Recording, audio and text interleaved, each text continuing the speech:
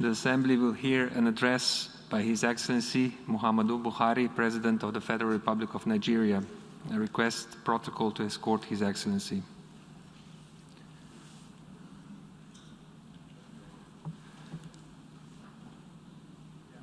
On behalf of the General Assembly, I have the honor to welcome to the United Nations His Excellency Muhammadu Buhari, President of the Federal Republic of Nigeria, and invite him to address the Assembly.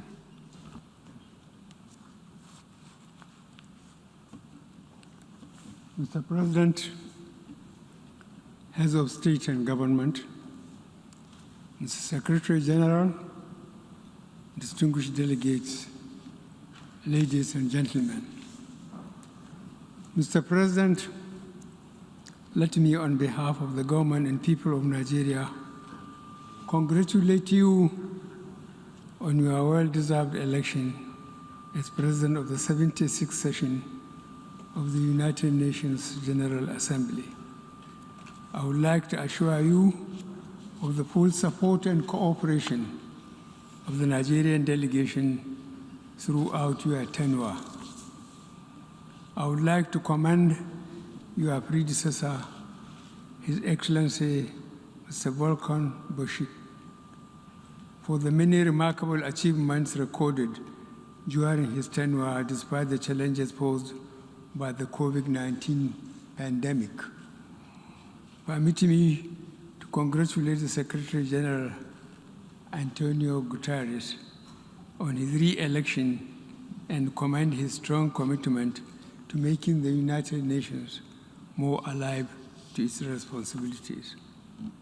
I also want to express my gratitude to him for reappointing Ms. Amina Mohammed as the Deputy Secretary General to assist him in discharging his responsibilities.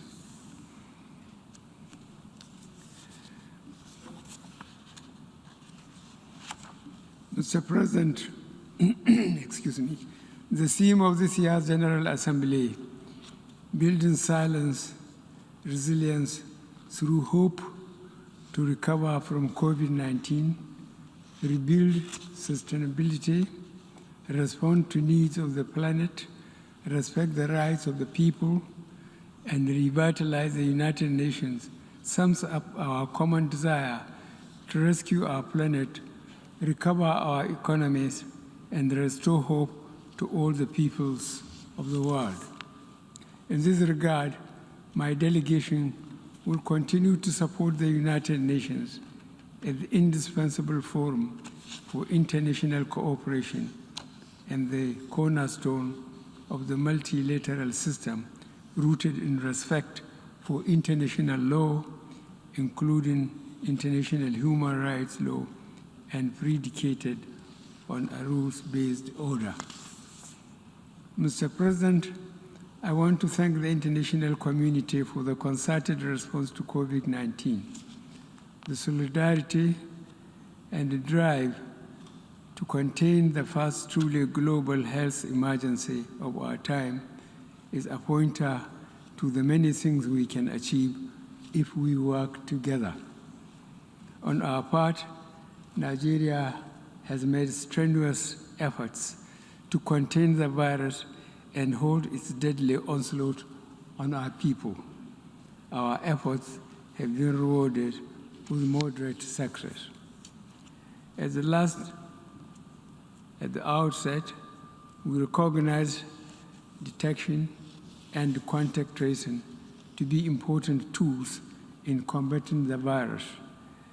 In this connection, from a mere 4 laboratories with testing and detection capacities, we ramped up the facilities to over 140 centers today. Similarly, we built isolation centers and emergency hospitals wards in record time all over the country. We carry out genomic sequencing in designated laboratories across the country with a view to detecting variants in circulation. In addition, over 40,000 healthcare workers have recently been trained on infection prevention and control measures with the support of various partners. Nigeria remains grateful for the assistance received from our partners and friends all over the world. Vaccination is the key to our safe emergence from the pandemic. We fully support the COVAX initiative, from which we have benefited. We also thank the United States of America, Turkey, India, China, European Union, and others for the vaccines provided. Despite the acknowledgement, however, I would like to reiterate my call for a fairer and more equitable distribution of vaccines in all countries so that together we can fight and contain the pandemic.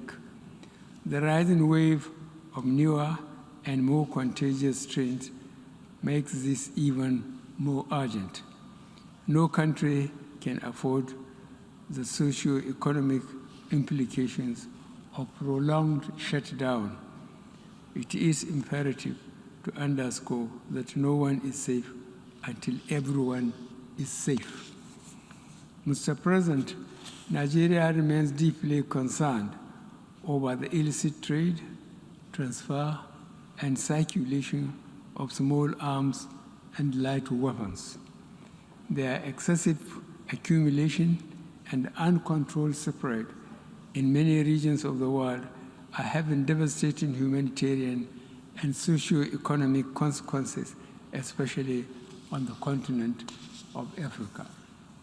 It is on this note that my delegation calls for the worldwide application of the Arms Trade Treaty to codify accountability in conventional arms trade, which is critical to the security of nations. This is in recognition of the need for a broad-based global partnership in the ongoing battle against transborder crimes, including terrorism and piracy.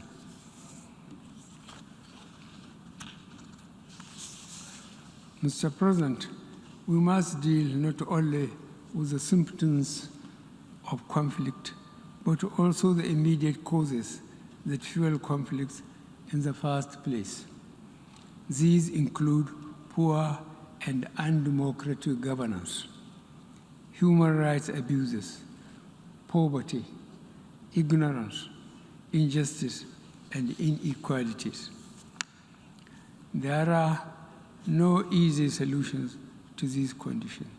They require long-term investments and more effective international cooperation. In this connection, my delegation underscores the importance of promoting peaceful, unfettered, and inclusive participation of states in global actions towards conflict prevention. This will facilitate the achievement of the 2030 Agenda for Sustainable Development and the African Union Agenda 2063. In West Africa especially, our democratic gains of the past decades are now being eroded. The recent trend of unconstitutional takeover of power, sometimes in reaction to unilateral changes of constitution by some leaders, must not be tolerated by the international community. Nigeria fully supports the efforts of ECOWAS to address this growing challenge and appreciates the support of both the African Union and the United Nations. In this regard, I would like to reiterate that as leaders of our individual member states, we need to adhere to constitutional provisions of our countries, particularly on term limits. This is one area that generates crisis and political tension in our sub-region. Mr. President, Nigeria is fully committed to nuclear non-proliferation and has always supported the view that it should involve all states. Disarmament conventions deserve the support of all states, small, large, nuclear, or non-nuclear. Nuclear weapons remain the ultimate agents of mass destruction, and their total elimination should be the final objective of all disarmament processes within the broad spectrum of goals being pursued by the United Nations. In this regard, Nigeria would participate actively in forthcoming review conference of Nuclear Prohibition Treaty and also the first meeting of states parties to the landmark treaty on the provision of nuclear weapons, scheduled to take place within the first quarter of 2022. Nigeria regards these upcoming events as important steps towards realization of a world free of nuclear weapons. We are therefore supportive of any diplomatic efforts in this direction. We hope that the upcoming Nuclear Prohibition Treaty Review Conference would lead to a successful outcome that would facilitate the nuclearization of the world. We will do our part to ensure such an outcome. Mr. President, terrorism continues to dominate security discourse worldwide. In Nigeria, Boko Haram, terrorist group, though fragmented by internal strife and weakened by our defense forces, is still active and preying on soft targets. Nigeria will continue to work closely with United Nations counter-terrorism bodies and entities with a view to bringing this scourge to an end. Nigeria has spared no effort in addressing the challenges of terrorism posed by the activities of Boko Haram in northeast Nigeria, the Lake Chad region, as well as banditry in the northwest and north central. Mr. President, the impact of climate change is already with us in Nigeria, manifesting in various ways: conflict trigger, food insecurity, drying up of lakes, loss of livelihood, and youth migration, among others. The trend is the same in many other countries that are threatened by forest fires, rising seas, drought, and desertification. As leaders, we must create inclusive and gender-sensitive policies that address all issues connected to climate action for mitigation and resilience. This is why we are working on a transition to low-carbon economy consistent with achieving the Paris Climate Agreement on the Sustainable Development Goals.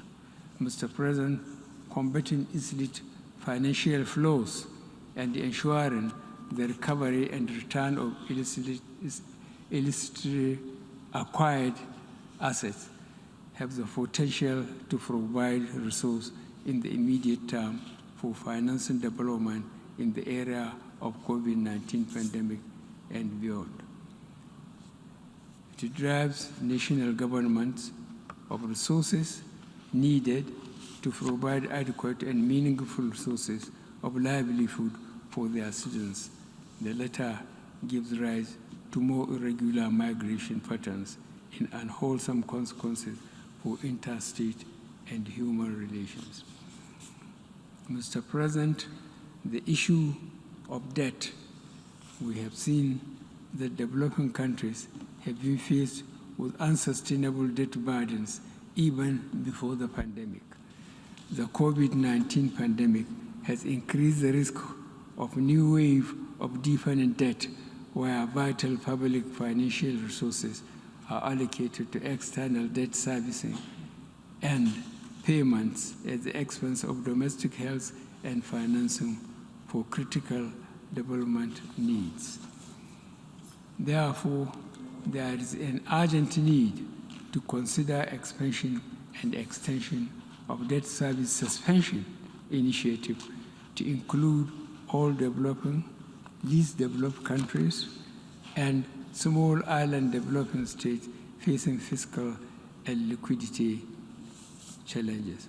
Mr. President, Nigeria reaffirms that international trade is an engine for development and sustained economic growth, as well as global eradication of poverty.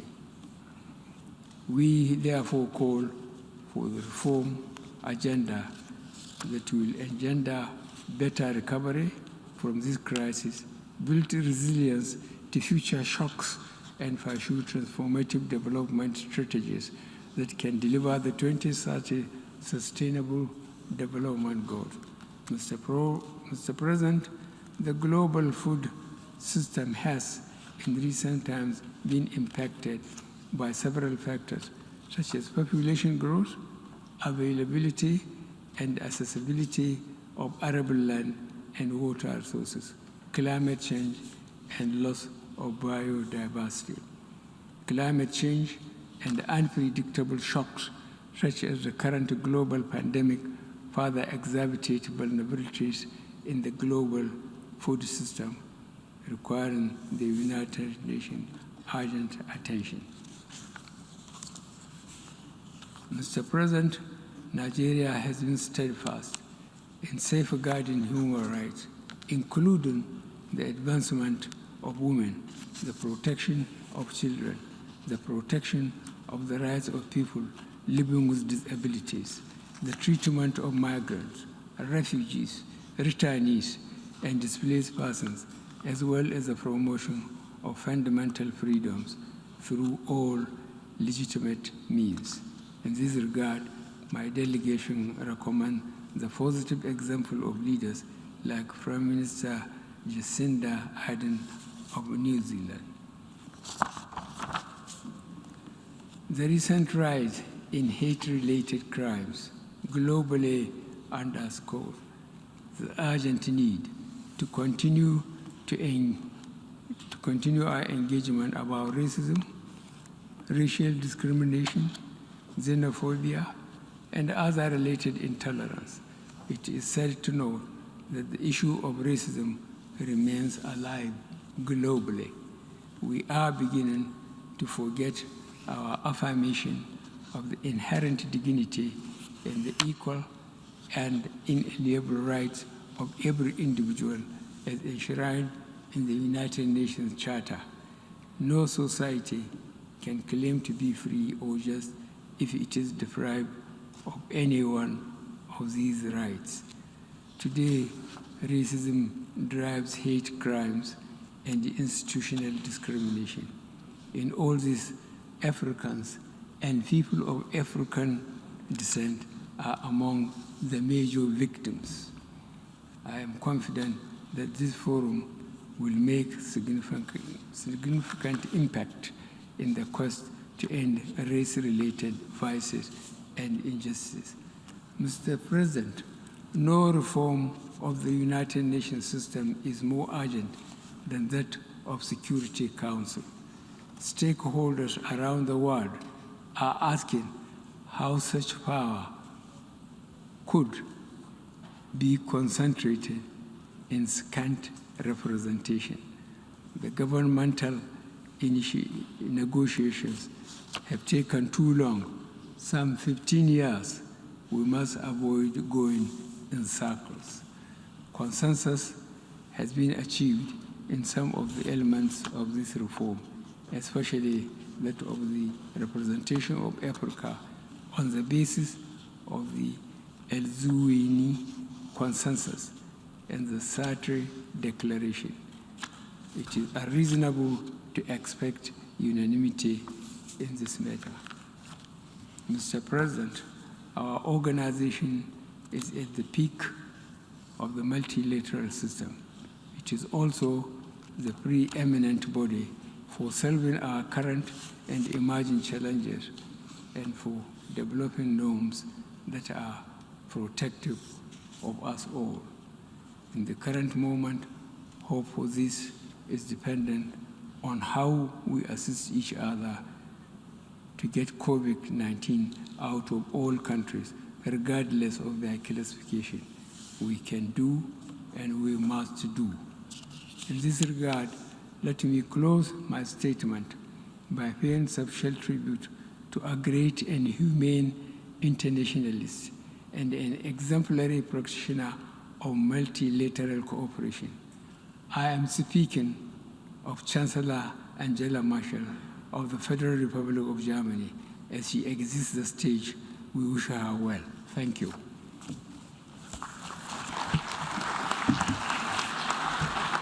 On behalf of the General Assembly, I wish to thank the President of the Federal Republic of Nigeria for the statement just made, and I request the protocol to escort His Excellency. I now give the floor to the distinguished representative of Lebanon to introduce an address by the Head of State.